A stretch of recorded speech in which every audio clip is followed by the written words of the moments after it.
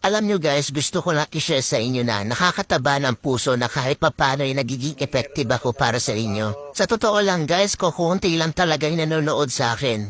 Yung magkaroon lang ako ng 200 views tsaka 10 hearts, masayang masaya na ako no? Obvious naman na small TikToker lang ako. Hindi katulad ng ibang influencer dyan ng mga sikat kung makabenta ay sobrang dami. Pero ako guys, kahit ganyan lang yan no?